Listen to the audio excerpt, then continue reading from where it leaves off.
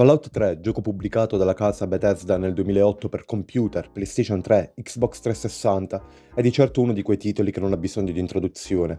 Diciamo che non ha avuto dei competitori scarsi. Usciva il primo Left 4 Dead, il secondo capitolo di Gears of War, l'inimitabile e terrificante Dead Space, GTA 4, approdava Little Big Planet per quella console che doveva ereditare la fama e la potenza della sua precedente, ma in un modo o nell'altro riuscì a vincere il Game of the Year, il GOTY. Dopo 14 anni dalla sua uscita ho recuperato questa perla, che non ha sofferto molto il passare dagli anni, ma anzi è diventato un punto fermo per la saga e per la compagnia. In breve la storia dice che tu sei un ragazzino nato nel Vault 101, tuo padre ti cresce dopo la morte di tua madre, non è il massimo vivere sottoterra, non potendo conoscere il mondo esterno. Un giorno tuo padre abbandona il Vault, abbandona te, lasciando solo caos e disordine in quel luogo sicuro che chiami casa. Da quel momento in poi la tua missione è quella di trovarlo, cercarlo e chiedergli spiegazioni e cercare di stare con lui il più tempo possibile.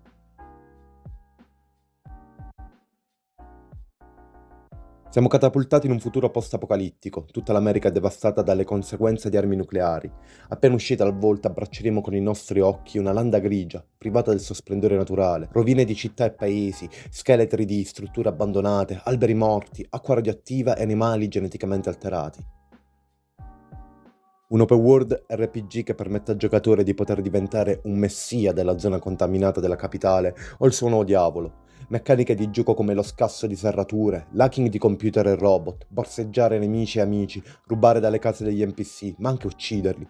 Tutto concentrato in un gioco che come colonna portante ha la libertà di scelta. Incontreremo personaggi di tutti i tipi, umani che si sono adattati alla nuova società e al nuovo mondo, sovrani di città, schiavi e schiavisti, persone cambiate dalle radiazioni e che sono diventati dei mostri, ma che conservano la volontà e il pensiero. I nostri nemici non sono da meno, tra i mercenari che ci vorranno morti, predatori che governano le lande desolate, rapendo e vendendo i sopravvissuti della guerra del 2077, ghoul che abitano la metro, scarafaggi e mosche mutanti, robot assassini, ma anche eserciti come la confraternita d'acciaio e l'Enclave. Il nostro personaggio si ritroverà a gestire tutte queste situazioni, passando dalle rovine di Washington a Becky Vault, con all'interno gli abitanti che hanno ceduto alla follia, a villaggi tra le montagne abitati da culti religiosi, a zone brulicanti di formiche sputafuoco. Ho completato la trama principale e abbastanza missioni secondarie in quasi 45 ore, per poter vivere al meglio l'esperienza videoludica, e sono qui per dire i fattori che mi hanno colpito e quelli che mi hanno fatto storcere il naso.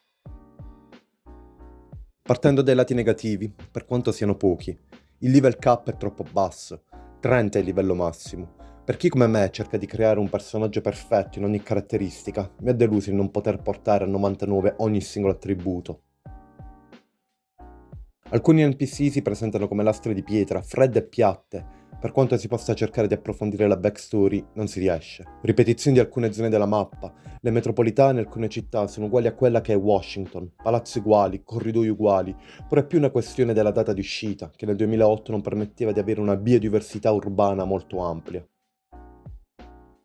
Passando ai lati positivi, le note che si trovano nei terminali del Vault che spiegano i veri fini di ogni singolo bunker, un gameplay ad arcobaleno, vari a seconda di ogni arma che si vuole utilizzare, ad ogni nemico che si vuole affrontare.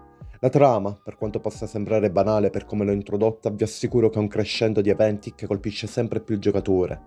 Il sistema Karma, poter essere buoni o cattivi, semplicemente stupendo. Difficoltà adattabili al livello del personaggio, con introduzione di nuove varianti di mostri e nemici, con armi e armature più potenti. E soprattutto, le scelte in ogni singola missione. In conclusione, questa perla non ha perso di certo la sua brillantezza negli anni e la consiglio vivamente a chiunque apprezzi il genere o chi sia alla ricerca di un'esperienza lunga e appagante.